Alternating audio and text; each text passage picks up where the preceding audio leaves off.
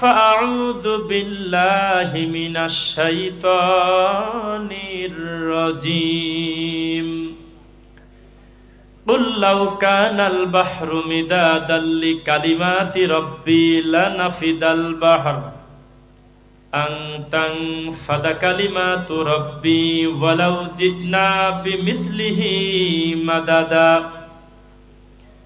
وقال تعالى وما أرسلنا من رسول إلا بلسان قومه ليبين لهم قال النبي صلى الله عليه وسلم الدين النصيحة الحمد لله প্রশংসা আল্লাহর জন্য, শান্তি অবতীর্ণ হোক আল্লাহর রাসূলের উপরে। আল্লাহুম্মা সাল্লি আলাইহি আল্লাহুম্মা বারিক আলাইহি। কেমন আছেন সকলে?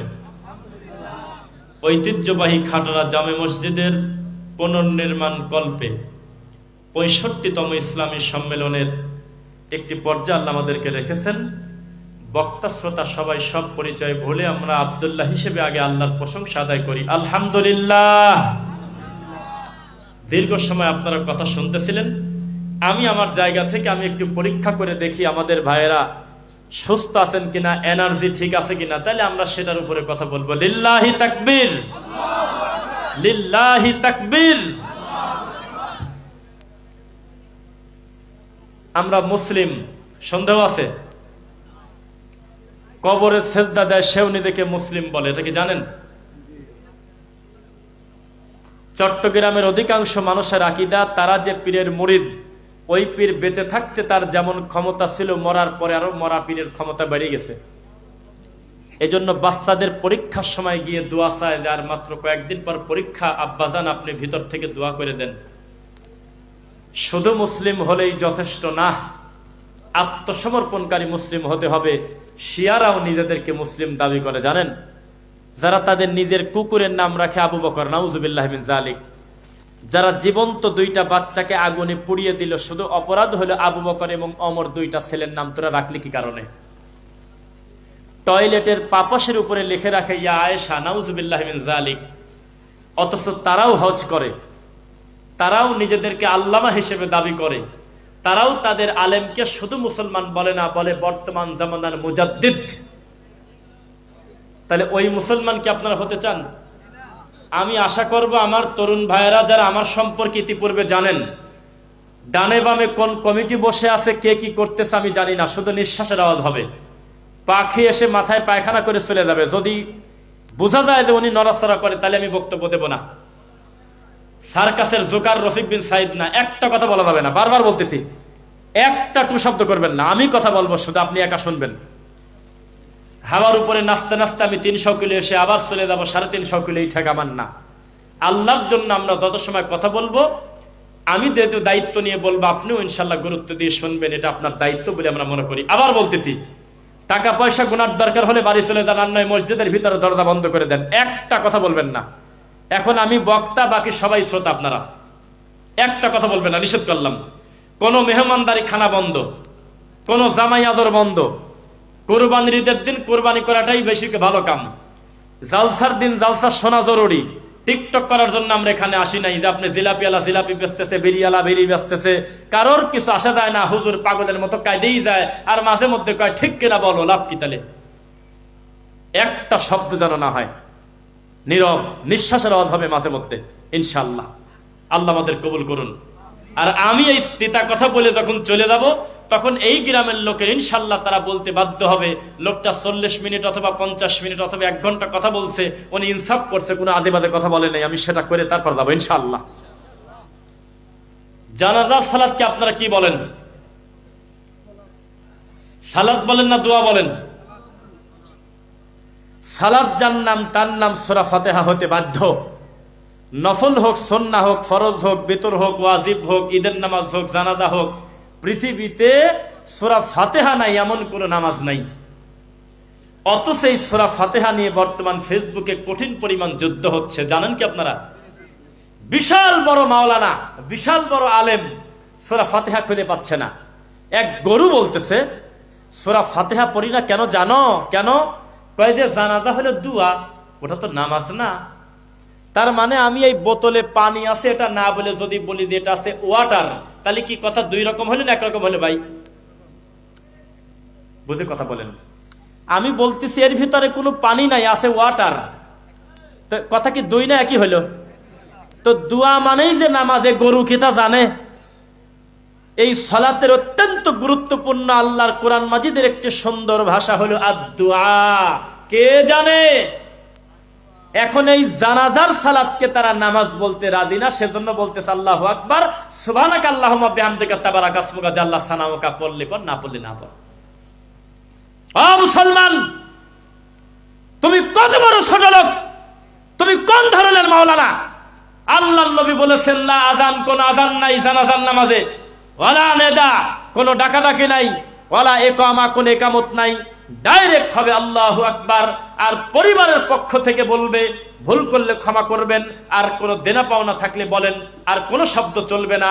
আর এই ছোট লোক হুজুর জোকার দাঁড়িয়ে থাকে চেয়ারম্যান ফেব্রুয়ারি ভোটসায়, এমপি এসে কাঁদে, মেম্বার এসে কাঁদে, যে মারা গেছে তার ছেলে আসে, নাতি আছে, কোথাকার কে কলিক এসে 3 মিনিট 5 মিনিট 10 মিনিট সবাই বক্তব্য দেয়, লোকটা খুব ভালো ছিল, তোমাকে বলতে বলছি আমি। তারপরে জোর করে বলে আপনারা মাফ করে দিচ্ছেন তো, হাত তোলেন, মাফ করছেন তো? কয় কিরি 30 বছর তার মেয়ের সম্পত্তি ছেলেকে লিখে দিয়ে মরে গেছে, এই অমানুষের বলে এক বৈঠকে ক্ষমা এত সহজ বলে? কয় মাফ করছেন তো আপনারা? এই লাশকে সামনে রেখে আজান চলে না, ডাকাডাকি চলে না, একামত চলে না, আর আছে 3 মিনিট 5 মিনিট। এই কথা বললে, এই কথা যদি রাসূলের প্রমাণ হয়, আমরা কোনোদিন আর বক্তব্য দেব না। এত বড় নিষেধ থাকার পরেও মাইয়ত সামনে রেখে আমাদের দেশে প্রায় 1 ঘন্টা বক্তব্য হয়, নাম দিয়েছে বাদ জোহর, 2:30টার আগে জানাজা হয় না। আর এই হুজুর যখন আল্লাহু আকবার বলছে, আর ওর মাথার উপরে ঠাডা পড়ছে, আর টাইম নাই, সঙ্গে সঙ্গে আবার বলতেছে আল্লাহু আকবার। 2 তাকবীরের মাঝখানে সময় হলো 20 সেকেন্ড, মানে সূরা ফাতিহা চুরি করছে। কেন তা করবে? সূরাতুস সালাহ, সূরা ফাতিহাই নামাজ, ফাতিহা নাই নামাজ নাই। সব চাইতে যারা দ্বিমত করেছে এই ব্যাপারে, তারাও কোনোদিন বলে নাই যে সূরা ফাতিহার থেকে দামি দোয়া হলো ছানা। পৃথিবীতে কোনো ভালো মানুষের বাচ্চা বলে যায় নাই, সবাই বলেছে আল্লাহর কোরআন মাজিদের সব চাইতে দামি দোয়া হলো সূরাতুল ফাতিহা, যা চিরদিনের জন্য আমি আমার বাপকে দাফন করে দিলাম। এই ভণ্ড বেদাতি হুজুর সূরা ফাতিহা পড়ল না, জীবনের মতো তাকে আমি দাফন করলাম। এই ভণ্ড হুজুর বলতেছে প্রথমে বলবেন তাকবীরের আগে নাওয়াইতু আনুসাল্লিয়া লিল্লাহি তাআলা আরবা তাকবীরাতি সালাতিল জানাজা ফরদুল্লাহি তাআলা ইক্তদাইতু বিহাদাল ইমাম মুতাওয়াজ্জিন ইলা জিহাতিল কাবাতিশ শরীফাতি। এ রামায়ণেও লেখা নাই সব কথা, হিন্দুরা পর্যন্ত ঠিক পেয়ে গেছে যে এটা বেদাত। আরে ভণ্ড হুজুর বোঝে না, এই জর্দাখোর মৌলবী বোঝে না, এই তাবিদের ব্যাপারী ভণ্ড হুজুর বোঝে না। ও নাকি শাইখুল হাদিস, ও নাকি আল্লামা, ও নাকি 30 বছর বুখারী পড়ে, কোরআন পড়ে, এখনো পর্যন্ত জাতিকে খোলাসা করে বলল না ও ভাই আমি না বুঝে ভুল করছি, সাইদি রাহিমাহুল্লাহর মতো আমি বুকটা উঁচু করে সত্য স্বীকার করলাম। তোমরা আজকে থেকে সূরা ফাতিহা পড়েও কে কার কথা শুনে আল্লাহু আকবার কয় ছানা পড়বেন, দ্বিতীয় তাকবীর কয় দরুদ শরীফ, তৃতীয় একটা দোয়া, 4 নাম্বার সালাম। কে কার দায়িত্ব নেবে? ও মুসলমান, সারা পৃথিবীর সব মুহাদ্দিস এক জায়গা করলে ইবনু আব্বাস রাদিয়াল্লাহু আনহুর 1 সিমটি পরিমাণ মর্যাদা তো দূরের কথা, তুলনা পর্যন্ত চলে না। তিনি মানুষকে শোনানোর জন্য জানাজায় পড়লেন আলহামদুলিল্লাহি রাব্বিল আলামিন আর রহমানির রহিম মালিকি ইয়াউমিদ্দিন ইয়্যাকা না'বুদু ওয়া ইয়্যাকা নাস্তাঈন ইহদিনাস সিরাতাল মুস্তাকিম সিরাতাল্লাযীনা আন'আমতা আলাইহিম গায়রিল মাগদুবি আলাইহিম ওয়ালাদ-দাল্লিন। আমিন আসতে বলেন, আমার ভয় পাবে কেউ। আমিন। ইহুদির গাও জোরক, আমার কি আমিন ইনশাআল্লাহ। ইবনে আব্বাস বলতেছে বলো তো আমি জোরে পড়লাম কেন? তো কয় কি কামে? কয় আন্নাহা সুন্নাহ, যাতে তোমরা বুঝতে পারো এটা আমার নবীর সুন্নাহ। সুবহানাল্লাহ। আর এই সুন্নাহকে হত্যা করতেছে বেদাতি ভণ্ড হুজুর। সব ঠিক আছে, সূরা ফাতিহা চুরি করছে। আর এই সূরা ফাতিহা পড়ার পক্ষে আহলুল হাদিস আলেম ওলামারা যখন ব্যাপকভাবে অনলাইনে প্রচার করতেছে, তাদের বিরুদ্ধে মামলা করতেছে। আজকে কথা বলতেছি, এখন পর্যন্ত আমি শুনে আসলাম। কেন? কারণ আতে ঘা লেগেছে, তাবিদের ব্যবসা গেল, জিলাপি গেল, খয়রাত গেল, কুলখানি গেল। এই ভণ্ড হুজুররা সহ্য করতে না পেরে এখন মামলার প্রস্তুতি নিচ্ছে যে আমরা নাকি বড় হুজুরদের বিরুদ্ধে বলছি। তোমার বড় হুজুর হওয়ার যোগ্যতা হারিয়ে ফেলেছিল সেই দিন, যেই দিন এত বড় ক্ষমতা পাওয়ার পরে তিনি বলেছিলেন, মসজিদে তোমরা জোরে আমিন বলো, সৌদি আরবে গিয়ে জোরে আমিন নিয়ে আসো। মিয়া তোমরা যাও হইলো কামলা দিতে, আসো তোমরা জোরে আমিন নিয়ে। সেই দিন আমরা বুঝে গেছিলাম এটা হলো ল্যাংটা হুজুর, এটা কোনো সুস্থ বালেগ মানুষের মুখের ভাষা না। আল্লাহ নবীর সুন্নাহ নিয়ে কোনো ভালো মানুষের বাচ্চা ব্যঙ্গ করতে পারে না। আপনি আমল না করলেন ভিন্ন কথা, আপনি কিভাবে বলতে পারেন আমিন নিয়ে ব্যঙ্গ? এটা বলেন কোন হিসাবে? এই পৃথিবীর কোটি কোটি মানুষ এখনো রফল আদায় না করে সালাত আদায় করে। পৃথিবীর কোন ইমাম আমরা কোনোদিন কোন আলেম ওলামা জীবনে আহলুল হাদিস ঘরানার কেউ বলে নাই ওই লোকটার নামাজ হলো না। আমরা বলি লোকটা সুন্নাহর এই আমলটা করে নাই, এর কারণে নামাজ হলো না, তা বলি নাই। কিন্তু যেদিন থেকে তোমরা বলেছো ও আমার মুসল্লিরা, মসজিদে ইদানিং কিছু মুসল্লি বাড়াইছে, তারা ঘোড়ার লেজের মতো এরকম হাত বাড়ি পারে, সেদিন তোমাকে আমি মনে করছি তুমি আর মালায়ন এক। ফামান রাগিবান সুন্নতি ফালাইসা মিন্নি। এই বৈঠকে বহু যুবকের মুখে দাড়ি নাই। আমি এখন যদি বলি যারা দাড়ি নাই তারা দাঁড়ান, 20 জনের বেশি লোক আছে যাদের মুখে দাড়ি নাই। মিথ্যা না সত্য? তার মানে আমি কি তাকে কাফের বলবো? তিনি গুনাহগার নিশ্চিত, তিনি একটা বড় গুনায় আছে। কিন্তু একটা দাড়িওয়ালা লোক যদি বলে দাড়ি তো রবি ঠাকুরেরও আছে, তাহলে ওটা মালায়ন। আমার নবীর সুন্নাহ আমল না করলে পাপ হবে। তবে কেউ যদি ব্যঙ্গ করে, কেউ যদি তামাশা করে, নাক ছিটকায়, ফামান রাগিবান সুন্নতি ফালাইসা মিন্নি, রাসূল ফতোয়া দিয়েছেন 1450 বছর আগে, ও আমার উম্মতি না। বুঝতেছেন? এই বাংলার জমিনে জোরে আমিন নিয়ে, বুকে হাত বাঁধা নিয়ে, রফল আদায় নিয়ে পায়ের সঙ্গে পা মিলানোর কারণে এই বেদাতি ভণ্ড হুজুররা এক হয়ে যাচ্ছে, হাজার হাজার বেদাতি। অথচ এক বেদাতি আর এক বেদাতিকে কাফের বলে। ওই কাফের গ্রুপ অফ ইন্ডাস্ট্রিজের মালিক ডক্টর এনায়েতুল্লাহ আব্বাসী খয়রাতি প্রকাশ্যে কয়েকদিন আগে ঘোষণা দিয়েছে চরমোনাই পীরকে তওবা করে মুসলমান হতে হবে। বর্তমান রানিং তিনি কাফের, অথচ দুইটাই পীর, দুইটাই হানাফি মাযহাবের। কেন? কয় যে 7.5 লাখ টাকা মন্দিরে দিয়েছে কি কামে? তাদের ভিতরে কত আমিল। আট্রশির আলাউদ্দিন জিহাদি আব্বাসীকে দেখতে পারে না। কফিল উদ্দিন সালেহি যে জান্নাতের টিকিট বিক্রি করত, এই ডক্টর আবার ওই আব্বাসী ডক্টরের সার্টিফিকেটে বিশ্বাস করে না। তাদের ভিতরে কত অমিল। কিন্তু আহলে হাদিসদেরকে গালি দেওয়ার সময় সব বেদাতি এক হয়ে যায়। আমি মানা করলাম কি আর শোনে কে এরা? আমি বলছি একটা শব্দ আমি সহ্য করতে পারি না। আমি কঠিন দায়িত্বশীল লোক। আমি মাথা বিক্রি করে এখানে আসি নাই, একটা টাকা অগ্রিম নেই। আমি বলতেছি কোনো শব্দ করবেন না, দায়িত্বশীল চুপ থাকেন, এ কাজ করেন না, একটু শোনেন কথাগুলো। যদি আদে বাদে কথা বলি ধরেন, আর যদি জাতির উপকার হয় আপনি একটু আমল করার চেষ্টা করেন, ইনশাল্লাহ। টাকা অন্য 2-1 জন গুণক কি, আপনি নিজে আগে ওয়াজটা শোনেন যে বক্তাকে নিয়ে আসলাম আসলে বললোটা কি। কয় যে যার খয়রাত খাতে আসলাম সে কই? মেয়ের বাপ ছাড়া বিয়ে হবে ভাই? মেয়ের বাপ বলি না, অথচ বিয়ের দিন মেয়ের বাপ দায়িত্ব দিয়ে দিয়েছে বড় দলি ভাই। কয় যে দলি ভাই তুমি থাকতে আমার কাম কি, তুমি দেখো ও রান্না করতেছে। জি না, কমিটির লোকের বক্তব্য আগে শুনতে হবে, তাহলে সেই জাতির কল্যাণ হবে ইনশাল্লাহ। আবার তাকবীর দিচ্ছে, রাগ করে না কেউ আবার। লিল্লাহি তাকবীর। কত দূর থেকে আসছি কত কি তা জানি না, তবে 11.5 ঘন্টা একটা পানি খাইছি, আমার মনে পড়তেছে না আপাতত। এরপরও আমার এনার্জির কোনো ত্রুটি নাই। গায়ের জোর দিয়ে হলেও আমি চেষ্টা করবো ইনসাফ করে, ইনশাল্লাহ আমি গুরুত্ব দিয়ে আমি 50 মিনিট হোক 1 ঘন্টা হোক কথা বলবো ইনশাল্লাহ। আল্লাহ তাওফিক দিন। ও মুসলমান, ওয়াকুলিল হাক্কু মির রাব্বিকুম, হক আসে আল্লাহর পক্ষ থেকে। হক যদি মাদ্রাসার পক্ষ থেকে আসতো, এতদিন আমি রফিক বিন সাইদ এখনো কোনো না কোনো তাবিদের ব্যাপারী হুজুরকে বড় হুজুর মনে করতাম। আমি আজও পর্যন্ত মিলাদ পড়ে চলতাম, এখনো মৌতি খানা খাতাম, এখনো মরাবাড়ি কুলখানি খাতাম, এখন আমি খতম বকশিস দিতাম। হক মানুষের পক্ষ থেকে আসে না, হক আসে আল্লাহর পক্ষ থেকে। তাই যদি না হবে, বড় বড় পীরের ঘর থেকে আহলে হাদিসের বাচ্চা তৈরি হচ্ছে, বলেন আলহামদুলিল্লাহ। মুসলমান, যার বংশে খুঁজে পাওয়া যায় না একটা আহলে হাদিস, আর সেই এলাকায় 20 জন একই পরিবারে আহলে হাদিস হয়ে গেছে, শুধুমাত্র সৌদি আরবে গিয়ে টয়লেট পরিষ্কার করতে গিয়ে আল্লাহর সঠিক দিন পেয়ে গেছে, আলহামদুলিল্লাহ।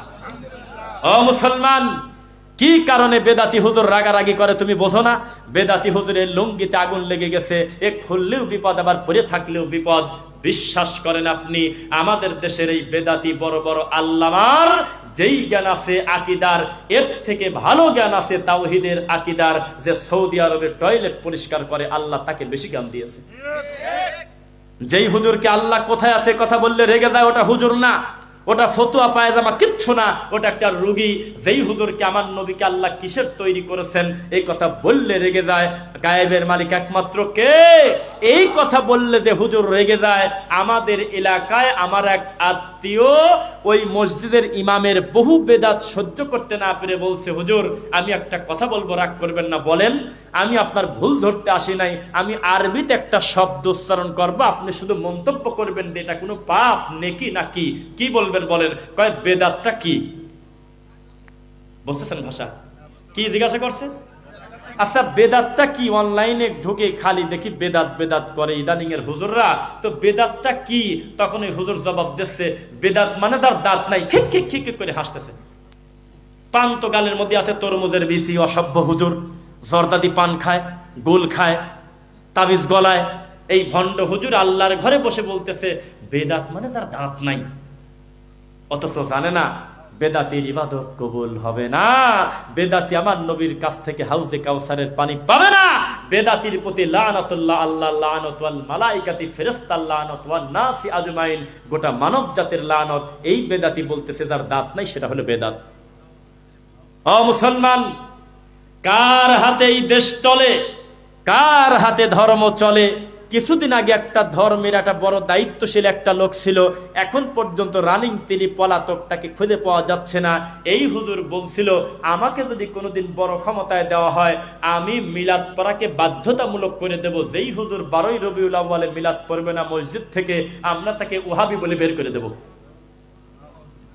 মনে আছে না? আজকে সে হুজুর নিজেই পলাতক।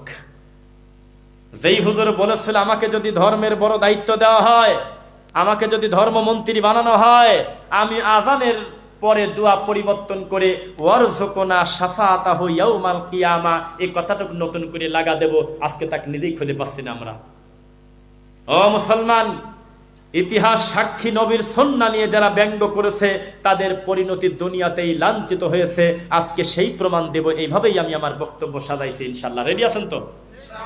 মনে কি পড়ে বরিশাল পটুয়াখালীর ওই কুয়াকাটি হুজুরকে দাঁড় করায় এহসান গ্রুপের রাগেব নামে একটা মৌলবী, যেই লোকটা আল্লাহ নবীর সুন্নাহ নিয়ে রানিং স্টেজে চেয়ারগুলো সরাই দিয়ে, আপনি খেয়াল করে শুনবেন, একজনের সাথে আর একজনের পা জোরে করে লাগাই দিয়ে হিহিক করে হাসে আর বলে, হেতেরা এমনি করে পা সেগায় সেগায় দাঁড়ায়। আর ওই পাশে বসে বসে বড় বড় আল্লামা মিটমিট করে হেসেছিল, সারা পৃথিবী দেখেছিল।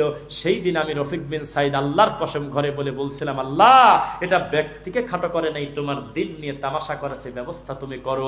25 দিন পরে খবর আসলো এই ভণ্ড 17,000 কোটি টাকা নিরীহ মানুষের থেকে মেরে এই কুয়াকাটি মৌলবী দিয়ে অ্যাড দিয়ে আজকে বর্তমান কথা বলতেছি এখন পর্যন্ত সম্ভবত তিনি জেলে। ও মুসলমান, নারায়ণগঞ্জের এক প্রতিবন্ধী কাশেমি মৌলবী, আমি হাত দিয়ে দেখাবো না, আল্লাহ আমাকে এই ক্ষমতা দেন নাই, এত বড় সাহস আমার নাই। নিজের 2টা হাত গলার সাথে লাগা বলতেছে আহলে হাদিস এইখানে হাত বাঁধে, আমরা বলে গলায় হাত বাঁধি। এই কথা বলে ব্যঙ্গ করছিল। আজকে তার পরিণতি এত খারাপ, 2025, 24, 23, 26 পর্যন্ত তার নতুন করে মাহফিল নাই। আজকে সে বোরকা পরে থাকে। ও মুসলমান, ডক্টর জাকির নায়েককে পেশাব পায়খানার ডাক্তার বলতে গিয়ে বলেছিল, ওই রকম উদাহরণ তো আমরাও দিতে পারি, ওই রকম নাম্বার আমরাও বলতে পারি, আমাদের মতো আয়াত মুখস্থ করতে পারে নাই জাকির নায়েক, আমরা তার থেকে বড় হুজুর। এই কথা বলে একটা মুফতি বলছিল সূরা বাকারা 288 আয়াত। অথচ এতগুলো আয়াত কোরআনের সূরা বাকারাতে আল্লাহ দেয় নাই। একদিনই উদাহরণ দিতে গিয়ে একদিনই বিপদে পড়ে গেছে, একটা দিনই রেফারেন্স দিতে গেছিল। আজকে তার পরিস্থিতি এত খারাপ, আজকে 4 বছর হয়ে যাচ্ছে এই লোকটার বোরকা খোলা ছবি পাচ্ছি না, হারিয়ে গিয়েছে। এই তো গত কয়েকদিন আগে রেজাউল করিম আবরারের মুখের ভাষা সালাতুর রাসূল বইটা ধরে যে ভাষা ব্যবহার করত, আমাদের আহলুল হাদিস বড় বড় আলেমদেরকে নিয়ে যে ভাষায় গালিগালাজ করত, আজকে সে যুগের সাথে কোথায় হারিয়ে গেল। তার ও ঘাটও গেছে, এই ঘাটও গিয়েছে, ওই তাবিজ নিয়ে পড়ে আছে। অনেক দিন পরে একটা ছোট্ট ভিডিও পাইছিলাম, আমাদের ভাইদের মনে আছে কিনা, সেটা কি কোদালি মারতেছে, এইভাবে কোদালি মারতেছে। বলেন তো দেখছেন? কবে দেখছেন বলেন? এই তো কিছুদিন আগে। আর কারণ মনে আছে? সরমনাই পীর যখন টান মারে তখনও কাছে বসে এইরকম এরকম করতে, এইরকম এরকম করতেছে। হাজার হাজার আলেম ওলামা জানতে চেয়েছি আমরা, এই জিকিরের দলিল কোথায় যে আল্লাহর নবী জিকির করতো আর আবু বকর লাভ দিত, এরকম একটা প্রমাণ চাই। এক সাহাবী জিকির করতো আর এক সাহাবী আল্লাহর প্রেমে ডুবে যায়, এইরকম ঝাঁকি মারছে, একটা দিন প্রমাণ চাই, দলিল দিতে পারে নাই, এখনো ঠাকুরের কোলে বসে আছে। ও মুসলমান, সুন্নাহ নিয়ে যারা ব্যঙ্গ করবে তাদের পরিণতি কি আরো হাতে হাতে দেখবেন আপনারা নাকি? আরো কিছু শুনবেন? আর একজন কাশেমি, মাহমুদ কাশেম না কি নাম আমার ভালো করে মনে নাই, হাবিব কাশেম, হ্যাঁ হাবিব কাশেম এরকম নাম, সেই লোকটা বলছিল আহলে হাদিসের নামাজ হলো ডিস্কো নামাজ। কথা কিন্তু সাইডে হবে না কিন্তু বলে দিচ্ছি, কিন্তু একদম নীরব থাকবেন, কিন্তু খানা দানার দরজা বন্ধ। আর আশপাশে যারা কথা বলে দায়িত্বশীল একটু কষ্ট করে তাদেরকে বসায় দিবেন। আমি একটু 1 মিনিট চুপ থাকি, আমি পরিস্থিতিটাকে দেখি আগে।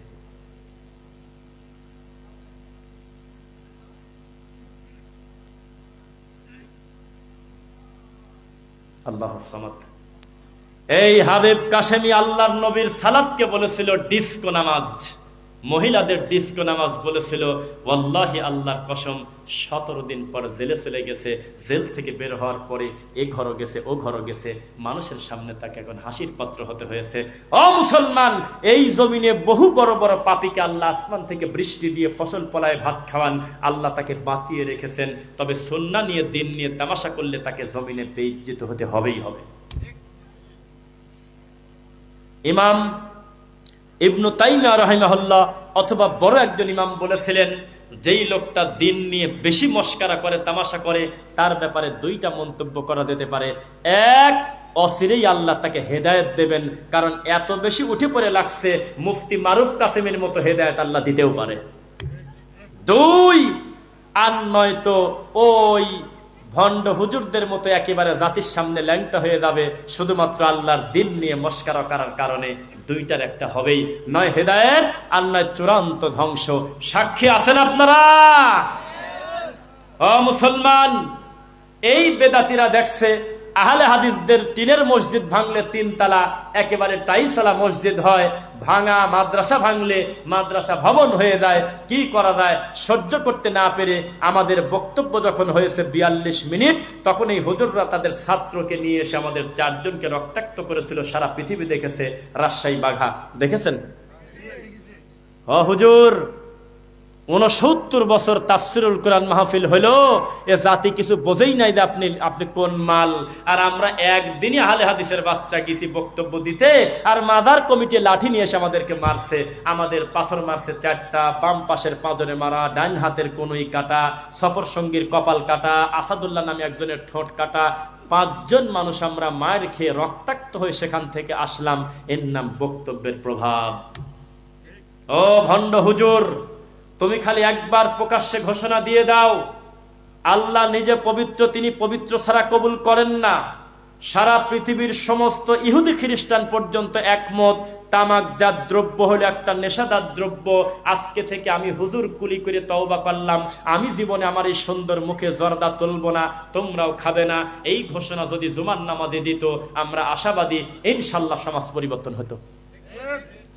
ব্যারিস্টার ফুয়াদ একটা কথা বলেছে, তোমার মুখে জুতা দিয়ে তুমি একা একা পিটাতে পারো না রে ভণ্ড হুজুর। ব্যারিস্টার ফুয়াদ নামে একটা মানুষ, তাকে বড় ছোট করা আমার কাজ না, তবে তার নামটা মনে আছে জন্য বললাম। চেনেন নাকি?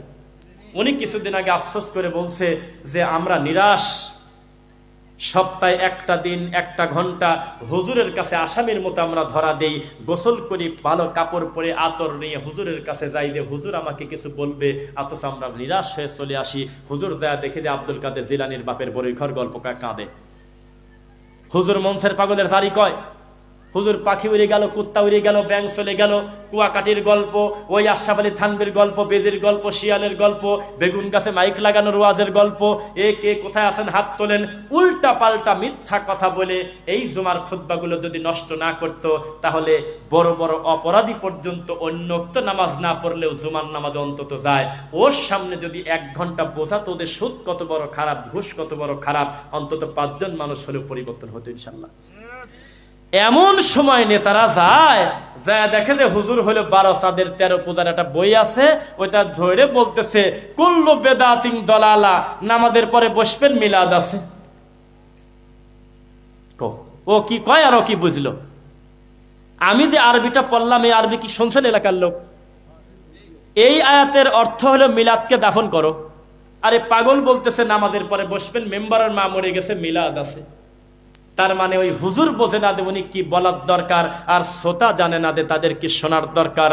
ওয়ালা তাকফু মা লাইসা লাকা বিহি ইলম, যে ব্যাপারে তোমার ইলম নাই সে ব্যাপারে এগিয়েও না, কথা বলো না, মন্তব্য করো না, চুপ করে বসে থাকো। খবরদার, ইলম নাই, আগে তদন্ত করো, বুঝ করো আসলেই কথাটা আল্লাহ এবং তার নবীর কিনা। মন চাচ্ছে তুমি টেনে চলে যাবে, এর নাম শরীয়ত না। জায়গার নাম হলো গাইবান্ধা, সুন্দরগঞ্জ, লাটশালা, এইরকম জায়গার নাম।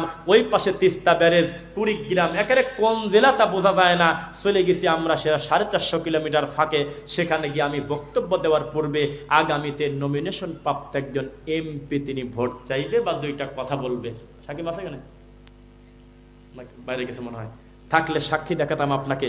ওই লোকটা বলতেছে হুজুর, হুজুর জি বলেন, আমার আর একটা মাহফিলে যাওয়া লাগবে, তো আমাকে একটু কথা বলার সুযোগ দেন। তাহলে আমি কি করবো বলেন? আমার কিছু করার আছে? যদি আমার রানিং বক্তব্য ঠেকা, এই কাজ কেউ করতে পারে না, কিন্তু আগে যেহেতু বললাম যে ঠিক আছে। তখন উনি মাইক নিয়ে বলতেছে নাহমাদুহু ওয়া নুসাল্লি আলা রাসূলিল কারীম। তখন বুঝলাম যে তাহলে ওয়াজ শুরু করবি। যখন আরবি শুরু করছে তখন বুঝলাম যে আমার ওয়াজ হচ্ছে না, উনি নিজে ওয়াজ করবে। কথা তাই, উনি সহজে ছাড়তে চায় না।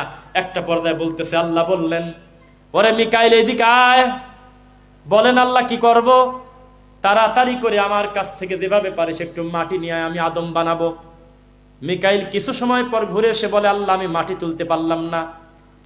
ওরে আজরাইল এদিকে আয়, তুই যা। অনেক সময় ঘোরাঘুরি করার পর সেও সারেন্ডার হয়ে গেল, সে বলতেছে আমি পারলাম না। এরপরে ইসরাফিল, কই রে, তাড়াতাড়ি চলে আসো। আসার পরে ইসরাফিল ঘুরতে ঘুরতে পাগল হয়ে গেল, কোথাও এক মুষ্টি মাটি পেল না। বলল আল্লাহ আমি মাটি পাই কোন জায়গা? জিবরাইল তুমি যাও। জিবরাইল তার 600 নূরের পাখার ভিতরে একটা পাখা দিয়ে জমিনে জোরে করে একটা থাবা মারলো। এই থাবাটা পড়ে গেছে সৌদি আরবে। পড়ার সাথে সাথে তার থাবার ভিতরে, আঙুলের ভিতরে 40 মণ মাটি নিয়ে আল্লাহর কাছে দাঁড়িয়ে গেল। ওই মাটি দিয়ে আদম তৈরি। চিৎকার দিয়ে বলুন সুবহানাল্লাহ। যে আপনারাও কইছেন নাকি? এখানে নাউজুবিল্লাহ বললেন, কিন্তু ওই মাঠে সুবহানাল্লাহ কইছিল। যেই সুবহানাল্লাহ বলেছে ওই আসলে কিন্তু সাক্ষী দেবো, আসলে পরে প্রমাণ দেবো, ভিডিও আছে, ওইটা আমি রেকর্ড করছি, কিন্তু আমার কাছে আছে। তখন আমি ওনার পিঠে থাপড় দিছি, আল্লাহ আমার প্রতিটা কথা তুমি রেকর্ড করলে, বক্তব্য কাকে বলে শোনেন। তখন আমি ওনার পিঠে থাপড় দিলাম। ভাইজান কি নাম? নজরুল ইসলাম। ভাই এরকম কি নাম আমার ভালো মনে কাছাকাছি। জি আচ্ছা আচ্ছা মাশাআল্লাহ। ভাইজান এই যে কেবল যেটা বললেন মুখ দিয়ে, এটা হাদিস, তবে এটা মেড ইন চায়নার হাদিস। এটা চলতেছে না, এর কোনো দাগ নাম্বার নাই, নকশা নাই, খাজনা খারিজ নাই, ভায়া দলিল নাই, এ দখলেও নাই। আপনি এই মাল ডেলিভারি দিলেন কোথা থেকে? আপনি আমাকে ক্ষমা করবেন, আমি আপনার মেহমান। রাসূলের নামে মিথ্যা কথা বলতে হয় না। আপনি বলেন যেটা আপনার ভুল হয়েছে। আপনার একক ভুল বলবো না, আপনি যাদের কাছ থেকে শুনেছেন তারা অহরহ ভুল কথা বলে। সমাজে বহু কথা আছে যেটা ধর্ম মনে করে মানি, অথচ ধর্ম না। তখন বিশ্বাস করেন, আমার দিক তাকাইলো, সামনে ফেব্রুয়ারিতে নির্বাচন না হলে আমার থাপড় দিত একটা। কোনো কুল খুঁজে না পেয়ে শেষ পর্যন্ত কমিটির কাছে বলে গেছে ওয়াজ না করে। বক্তাদের হয় তা কোনো জানেনি, চুপ করে বসে থাকবে, আমার মতো কাঁদিয়ে চলে যাবো। তালিশেন বক্তা এ জায়গায় ধরে ফেলে। আমি বলেছিলাম যেই দিন বক্তা বলেছিল জান্নাতে যেতে 3 চাকা লাগে, তবলিগ জামাত লাগে, পীর ফকির লাগে, আর হলো কওমি দেওবন্দি লাগে, আমি উপস্থিত থাকলে চেয়ার ধরে উল্টে ফেলায় দিতাম আর বলতাম এখন তওবা করতে হবে, কাল সকালে হলে হবে না। এই শ্রোতাগুলো আর তুমি একসাথে পাবে না, আগামীকালকে মরে যেতে পারে, সবার সামনে নতুন করে তওবা পড়ো। যেই হুজুর বলেছিল রোজা পূজা এক, আল্লাহ আমাকে সামর্থ্য দেন নাই তাকে বোঝানো, এটা দিনের নামে বাড়াবাড়ি। আল্লাহ আমাকে এই শব্দ দেন নাই যে মন্দির উদ্বোধনকারী হুজুরদের পাপ, তার সিরিয়াল কত ভয়ঙ্কর, শিরিকটা কত বড় মাপের শিরিক, এইটা আল্লাহ বোঝানোর মতো দায়িত্ব এবং শাসনের ক্ষমতা আমাকে দেন নাই, হইলে আমি বোঝাই দিতাম। তবে যাদেরকে ক্ষমতা দিয়েছে তারা নীরব থাকার কারণে বিচারের মাঠে কিন্তু পরিস্থিতি অন্ধ হয়ে উঠতে হবে, প্রতিবাদ করতে হবে। সত্য বলে চলে যান। তাহেরি ওয়াজ করে, এ জাতি কেউ কাউকে সহজে মারে না। আমিও ওয়াজ করে গেলাম নবীনগর বিবারিয়াতে, আমাকেও কেউ মারে না। এ জাতির কাজই হলো ঠিক কিনা বলো, কয় ঠিক, কি ঠিক তা জানে না। ও মুসলমান, নিজে হাত দিয়ে ধরে ধরে বহু আলেমকে আপনারা জাহান্নামের পথে নিছেন। আজকে প্রমাণ না দেবে যাব না। আপনাদের অতি পণ্ডিতের কারণে, অতি বেশি ভক্তির কারণে, শায়েখ পূজার কারণে, হুজুর পূজার কারণে, মানুষ পূজার মাধ্যমে বড় বড় আলেম ভুল করে কিন্তু ভুল থেকে ফিরে আসে না। আপনারা অকারণে তাকে তাকবীর দিয়ে সাদে তোলার কারণে। আমি নামার পর ডাইরেক্ট বলবেন রফিক ভাই আপনাকে ভালোবাসি, তাই বলে আপনার ভুলটা আমরা গ্রহণ করব না। অনেক কথা বলেছেন, এর ভিতরে একটা আয়াত পড়েছিলেন, আয়াতের ব্যাখ্যাটা সঠিক করে দিতে পারেন নাই, আপনি সঠিক করে নিয়েন। আমি এখান থেকে মন ভরে চলে যেতাম যে আমার ভাইয়ের মাধ্যমে একটা ভুল সংশোধন হলো। আমি যাই কই যে মন ভরে গেছে রে, দে তাকবীর। এই কথা বলে বলে মুফতি কাজী ইব্রাহিমকে তোমরা বয়লার গবেষক বানাইছো, আজকে লোকটা এখন হাসির পাত্র। এক সময় পিস টিভিতে তিনি আলোচনা করেছেন, 4 জন 5 জনের গ্রুপ কলের আলোচনা। ওনার পর্ব যখন আসতো হা করে তাকিয়ে দেখবেন, আজকে গিয়ে দেখবেন যে হাদিস ছাড়া মুখ দিয়ে কথাই কয় না। যখন আমাদের শহীদুল্লাহ খান মাদানী, আমাদের ডক্টর আপনার Abdullah Jahangir sir, Zakaria sir, doctor Manzullahi sir, এই সমস্ত বড় আলেমদের কাছাকাছি থাকছিল, তখন তার এলেমের গতি দেখবেন মুখ দিয়ে খালি হাদিস বের হয়। এত বড় পণ্ডিত, ওই মানুষের জ্ঞান নাই, এ কথা কোনো হিন্দু বিশ্বাস করবে না। অথচ এই লোকটা এখন মেহেদি খোঁজে, বয়লার গবেষণা করে। এই তো তার জীবন। এই শুধুমাত্র আপনাদের মতো লোকের কারণে, আমাদের মতো হুজুরদের কারণে। তিনি যার সাথে উঠা বসা করে, একটা লোক কেন তাকে বলে না মুফতি কাজী ইব্রাহিম অন্তরের ভিতর থেকে আল্লাহর জন্য আপনাকে ভালোবাসি, আপনি কেন বয়লার গবেষণা করবেন? পোকা গেছে অনেক।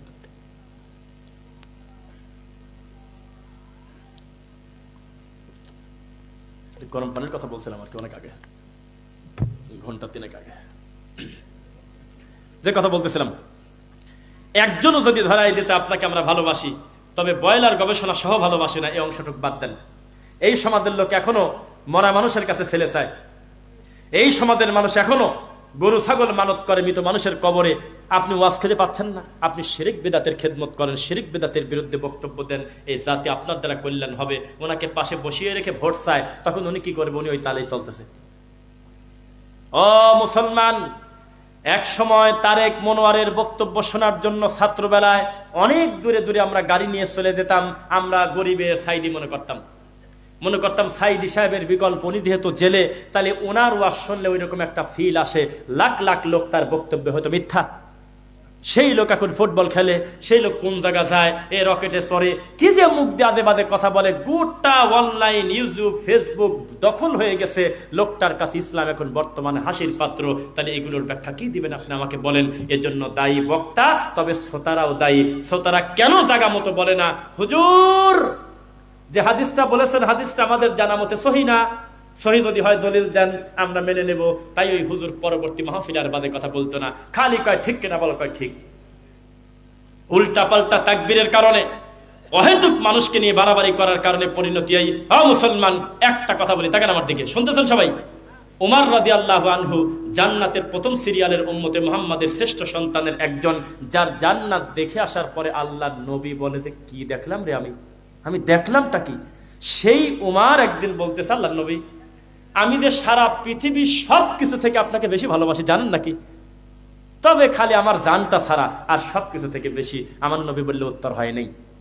তখন বলল যে তাহলে এই মুহূর্তে আমি সিদ্ধান্ত নিলাম, আমি উমর আমার জীবনের থেকে আপনাকে বেশি ভালোবাসি। রাসূল বললেন যে এইবার ঠিক আছে। সেই রাসূল কিভাবে কথা বলতে পারে, লা তাজালু কবরি ঈদা, খবরদার আমার কবরকে ঈদ অনুষ্ঠান বানায়ো না। লা তুতরুনি কামা আতরাতিন নাসারা বানা মারিয়াম, খবরদার আমি নবীকে নিয়ে বাড়াবাড়ি করো না। আরে কয় কি রে? যেই নবীকে নিজের জীবনের থেকে বেশি না ভালোবাসলে সে পূর্ণ ইমানদার না। সেই নবী নিজেই বলতেছে খবরদার আমি নবীকে নিয়ে বাড়াবাড়ি করো না। বাড়াবাড়ি করার কারণে ঈসা নবীকে কিন্তু খ্রিস্টানরা আল্লাহর ছেলে বলছে। কথা বুঝুন না? খ্রিস্টানরা কি বলে? মরিয়ম হলো আল্লাহর বউ, ঈসা হলো আল্লাহর ছেলে। নাউজুবিল্লাহ। এটা কি বলা যাবে? রাসূল বলেছেন ফাকুলু আব্দুল্লাহ, তোমরা আমাকে বলো আমি আব্দুল্লাহ। ফাকুলু আব্দুল্লাহি ওয়া রাসূলু, পার্থক্য শুধু এক জায়গা, তোমরা আব্দুল্লাহ আমিও আব্দুল্লাহ, তবে আমি রাসূল তোমরা রাসূল না। মর্যাদার কম বেশ আছে, তবে মাখলুক হওয়ার ক্ষেত্রে তোমরা আর আমি এক না। মানুষ কিনা তিনি? আমাদের দেশের সুন্নিরা স্বীকার করেন না। কেউ কয় জাতি নূর, কেউ কয় আল্লাহর সিফাতি নূর, কেউ কয় মোহাম্মদ নূরের তৈরি, মানে আকার ইঙ্গিতে বোঝাতে চাচ্ছে উনি মানুষই না। আস্তাগফিরুল্লাহ। অথচ তিনি মানুষ। হাত ছিল, পা ছিল, পেশাব পায়খানা ছিল, ব্যথা লাগলে তার কান্না হতো, কষ্ট পেয়েছেন তিনি, বহু জায়গায় কান্না করেছেন, চোখ দিয়ে পানি এসেছে, সাহাবেরা দেখেছে, তার দাঁত দেখা গিয়েছে, তার মাথার চুল ছিল, তার আব্বা আব্দুল্লাহ ছিল, তার মা আমেনা ছিল। দুনিয়ার কোন জিনিস দিয়ে আপনি ঠেকাতে পারবেন না যে তিনি মানুষ না। আপনি বাড়াবাড়ি করে নবীকে আপনি আল্লাহর পর্দায় নিয়ে গেছেন, এই কথা বলা যাবে না। বলতে হবে ফাকুলু আব্দুল্লাহি ওয়া রাসূলু, প্রথমে আসবে আব্দুল্লাহ, তারপরে আসবে রাসূল। আমি নবী, আগে আল্লাহর বান্দা, তারপরে রাসূল। পড়েন সুবহানাল্লাযী আসরা বিআবদিহি লাইলাম মিনাল মাসজিদিল হারামি ইলাল মাসজিদিল আকসাল্লাযী বারাকনা হাওলাহু লিনুরিয়াহু মিন আয়াতিনা। 17 নম্বর সূরা, সূরা বনী ইসরাঈলের প্রথম আছে কিনা? আল্লাহ পৃথিবীতে যত আশ্চর্য জিনিস ঘটিয়েছেন তার ভিতরে সবচাইতে বড় আশ্চর্য একটা হলো কোরআন মাজিদে লেখা আল্লাহ তার নবীকে তার নিজের কাছে ডেকে নিছিল নাকি ভাই? আর সেই ঘটনা শুরু করতেছে বান্দা দিয়ে। কি দিয়ে? বান্দা দিয়ে। আমি আমার বান্দাকে আমার কাছে নিছি, নাকি রাসূলকে নিছি? তিনি কি রাসূল না? তারপরেও বলতেছে আমার বান্দাকে আমি কাছে নিছি। ও মুসলমান, বান্দা হওয়ার চেষ্টা করেন, বান্দা হওয়ার সার্থকতা আছে। আমরা একটা আশ্চর্য জাতি, কোন হুজুর বান্দা হতে চায় না। সব হুজুর কয় যে আমার আল্লামা কই, আমার নাম 3 নাম্বারে দিছাও কি কামে, আমি মাহফিলে যাব না। তোমরা জানো না আমি প্রধান বক্তা? নামের আগ পিছ হলো কেন? আমার নামের আগে আল্লামা কই, আমার নামের আগে শাইখুল হাদিস কই, আমি এত বড় মাদ্রাসা চাকরি করি, সেই মাদ্রাসার নাম কই। এই লকব নিয়ে আমাদের এলাকায় মারামারি হয়। অথচ জান্নাতি মানুষ আবু বকর, তার নামের আগে পিছে কোনো গ্যাটিস ওয়াশার লাগে না, রাদিয়াল্লাহু আনহু তার নাম না, এটা আমরা তার জন্য দোয়া করব। কিন্তু আবু বকর হলো তার নাম, ওমর হলো তার নাম, উসমান হলো তার নাম, আলী হলো তার নাম। এ জাতি কেন বোঝে না? ও মুসলমান, এই বাসাইলে করটিয়াতে মোড়ে মোড়ে যেখানে জায়গা, যেখানে একটু ফাঁকা, সেখানে দেখবেন কত ঢঙের পত্রিকা পেপার লাগানো, এক এক বক্তার এক এক লকব। কি যে নামের আগে পিছে তার আর হিসাব নাই। কোন বক্তা আমাদের মতো সোজা পাবেন না, রফিকুল ইসলাম বিন সাইদ এইটা পাবেন না। শেষে একটা ঘোরানি পেছানি থাকবে, গ্যাটিস থাকবে, ওয়াশার থাকবে। ভাষা বোঝেন নাকি? গ্যাটিস ওয়াশার মানে কি ভাই? মানে সাপোর্ট দিচ্ছে, ঠেক না দিচ্ছে, তাছাড়া তো চলে না। সাবধান, ও দানকারী নেকি নাই, ফাজালনাহু হাবাআম মানসুরা। দানের নেকি ধরতে যাবে, দৌড়ে গিয়ে দেখবে দানগুলো ধুলিত বালিকণার ন্যায় উঠতে থাকে। আল্লাহ, লাখ টাকা দিয়েছিলাম আমি হলো বাসাইলের এই কি বলে খাটারা জামে মসজিদের পুনর্নির্মাণে টাকা কই, কয়দের টাকা দান করো নাই তা বলি নাই। যে পরিমাণ মারহাবা হয়েছিল দানের নেকি অনেক পড়ে আছে, ওঠে নাই উপরে। মারহাবা হয় কিনা? যদি একবার 20,000 দেয়। আরে একটা হুজুর আমার পাশে বলতেছে, দ্বিতীয় বক্তা, ওরে মাওলা রে, দিল 20, জান্নাতে দিস। আমি বললাম ভাইজান, ইসলামী শরিয়াতে কোন ধরনের যদি আমার একটু দায়িত্বশীল লোক হতাম, আমি আপনার চেয়ার ধরে উঠে ফেলা দিতাম। আল্লাহকে কথা বলা যায়? দান যত টাকা করুক, পরিমাণ কম বেশি যাই হোক, আল্লাহর বান্দা খুশি হয়ে যাই দান করবে, আপনি শুধু বলবেন আল্লাহ তুমি কবুল করো, তার নেক আশা পূরণ করো। আপনি কেন বলতে গেলেন যে তার মা, তার বাপ, তার দাদা, দাদি, নানা, নানি, 14 বুঝিয়ে ভাই কি করেন ভাই, আপনার কোন ব্যবসা করেন ভাই, ভাই আপনি কি মনে করে দিচ্ছেন ভাই, এলাকার জামাই হন নাকি আপনি? দুনিয়ার নারী বুড়ির নাম নিয়ে আধা ঘন্টা ধরে মোনাজাত করে হু হু করে কাঁদে, কারণ টাকা দিয়েছে 1 লাখ। এই দানের নাকি সপ্তম আসমানের উপরে যাওয়া তো দূরের কথা, হিসাবে সামিয়ানার উপরে যাওয়ার কথা না। এদিকে আসো মৌলানা সাহেব, এদিকে আসো। কি হলো, আমি কোথায় যাব? বলে জাহান্নামে যেতে হবে, কারণ তুমি হলো আইম্মাতুম মুদিল্লিন, তুমি হুজুর না তা বলা হয় নাই, তবে লোক দেখানোর জন্য তুমি হুজুর হয়েছিলে, লোক দেখানোর জন্য, লোক হাসানোর জন্য তুমি ওয়াজ করেছিলে, আজকে তুমি জাহান্নামে চলে যাও। 20,335 নম্বর হাদিস। শহীদ এদিকে আসো, যাও, চলে যাও, জাহান্নামে চলে যাও। কেন? জীবনটা দিয়েছো, এই কথা ঠিক আছে, তবে মানুষ আমাকে বড় বলুক, এই কারণে তোমার উদ্দেশ্য ছিল। আল্লাহ নবীর 3টা হাদিস আছে, তবে একটা বলি, সময় লাগবে। আল্লাহ নবীর খাদেম মেদাম, সেই খাদেমের কাফেরের তীর বিদে খাদেম মরে গেল। ভাগ্য ভালো না খারাপ? সবাই বলতেছে উনি জান্নাতি। আল্লাহ নবী বলল কাল্লা, কাল্লা মানে কখনো না। কিসের জান্নাতি? আমি দেখতেছি জাহান্নাম তাকে ডাকতেছে। নাউজুবিল্লাহ, সব ঘেমে গেল। আল্লাহ নবী, আপনার খাদেম অবস্থায় মরে গেল, কাফেরের হাতে জীবনটা দিলে একটা লোকের কি বাকি থাকে? তখন নবী বললেন, ওর গায়ের চাদর ওকে জাহান্নামে নিয়ে যাবে, কারণ এই চাদরটা অতিরিক্ত নিয়েছে, এটা ওর অংশের চাদর না। আমাদের দেশে হিন্দু শহীদ, এই জন্য চিরদিন পলিটিক্যাল শহীদ আর ইসলামিক শহীদ সারা জীবন আলাদা। পলিটিক্যাল শহীদ কুত্তা কামড় দিয়ে মরে গেল শহীদ, আর ইসলামী শহীদ নিজের বুকের তাজা রক্ত দিয়ে আল্লাহর কোরআন এবং হাদিসের বিজয়ের জন্য আল্লাহর তাওহীদের পতাকা নিয়ে একেবারে সশস্ত্র যুদ্ধে কাফেরদের বিরুদ্ধে ইমানদারদের সাথে শরিক হয়ে যে জীবন দিয়েছে, তার ব্যাপারে আশঙ্কা করা যায় আল্লাহ তাকে শহীদ মৃত্যু দিবেন। বুঝতেছেন আমার কথা? তাহলে কর্ম হবে কার জন্য? আল্লাহর সন্তুষ্টির জন্য। কার জন্য? আবার বেশি এরকম বলেন না। আবার পীররা কয় কি জানেন? কয় যে আমি জাহান্নাম চাই না, জান্নাত চাই না, আমি আল্লাহর প্রেমে ডুবে যাব। কয় কি? জান্নাত আমরা চাই, বলেন আমিন। জাহান্নাম থেকে আমরা পানা চাই, বলেন আমিন। আলোচক নিয়ে আসেন, অসুবিধা নেই। 10:30 প্রায় বেজে গেল। আমরা এমনি তো খুব লম্বা সময় কথা বলি না, যতগুলো বক্তব্য দেখবেন সব 50 মিনিট, 52 মিনিট, 1 ঘন্টা। ওই সার্কাসের জোকার হওয়া বাদ দিতেছি, ডাইরেক্ট ছেলে মানুষের মতো বলে দেই, আপনার ওখানে যাব, 1 ঘন্টা কথা বলবে, এই টাইম।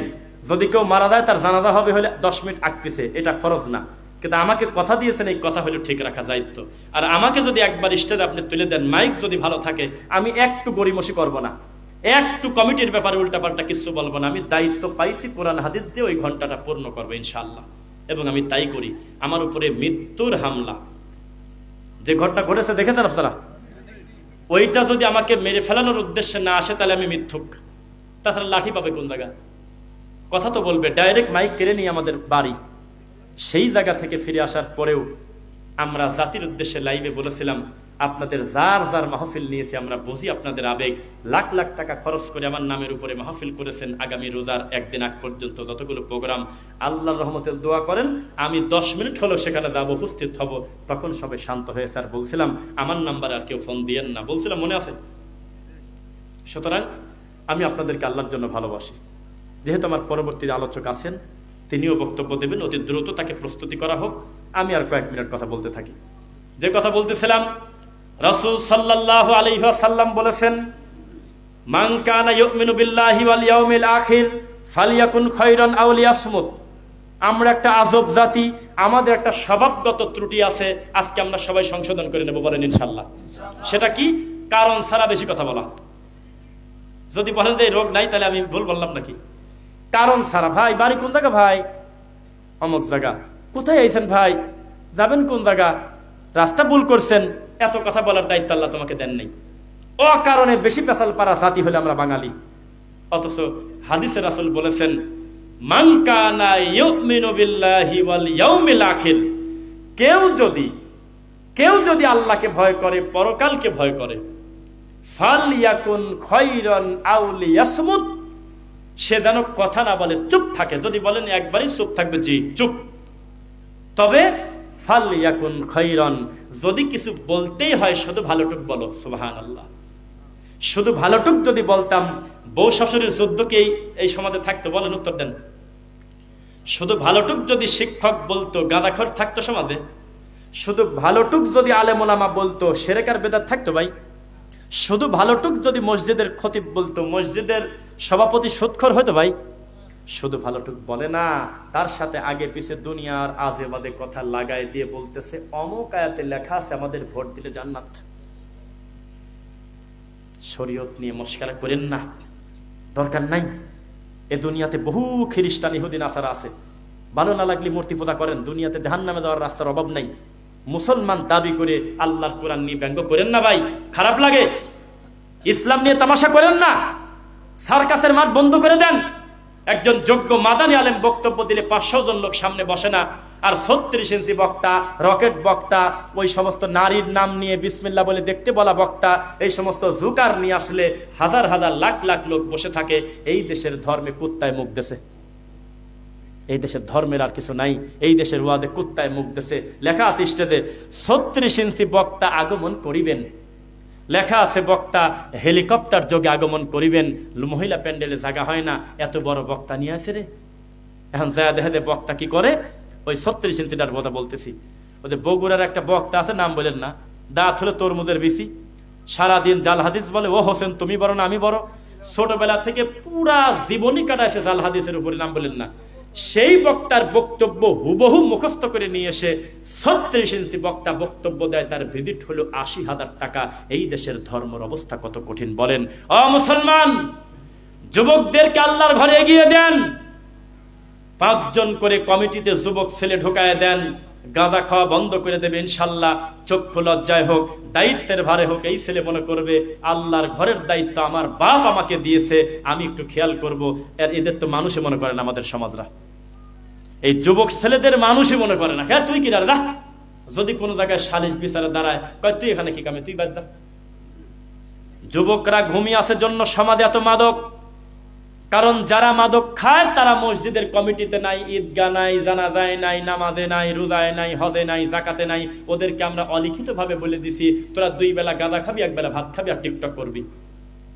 আর একেবারে অসলগুলি আমরা খালি তাকবীর দিয়ে মসজিদে ঢুকে দেবো, একবার পথ পাবো 10 বছর নিচে ছাড়বো না, প্রয়োজনে সভাপতির জন্য মরিয়ে যাবো, জীবন দিয়ে দেবো। তাই ছোট লোক, নিজের কষ্ট নিজে আরো কম হোক। যুবক ছেলেদের 10টা মসজিদে দিয়ে বলা, এই ছেলে মসজিদে ঢুকে পড়, আর এলাকায় ঘোষণা দিয়ে দে, যেই বাড়িতে বাদ্যযন্ত্র বাজবে সেই বাড়িতে আমরা জানাজা যাবো না, সেই বাড়িতে অনুষ্ঠানে খেতে যাবো না। প্রকাশ্যে ঘোষণা দে, যেই বাড়িতে লোক সালাত পড়ে না তাদের জানাজা যাবো না। প্রকাশ্যে ঘোষণা দে, যারা নেশাদার দ্রব্য পান করে তাদেরকে আমরা রেখে দেবো, তাদেরকে আমরা ছাড় দেবো না। এই যুবকরা যেদিন সমাজে সচেতন হবে, আমরা আশাবাদী সমাজটা পরিবর্তন হবে ইনশাল্লাহ। ও মুসলমান, যারা জাগলে সমাজটা ভালো হয় তারা ঘুমিয়ে গেছে, আর যাদেরকে ঘুম পারলেও ক্ষতি নেই তারা জাগিয়ে আছে।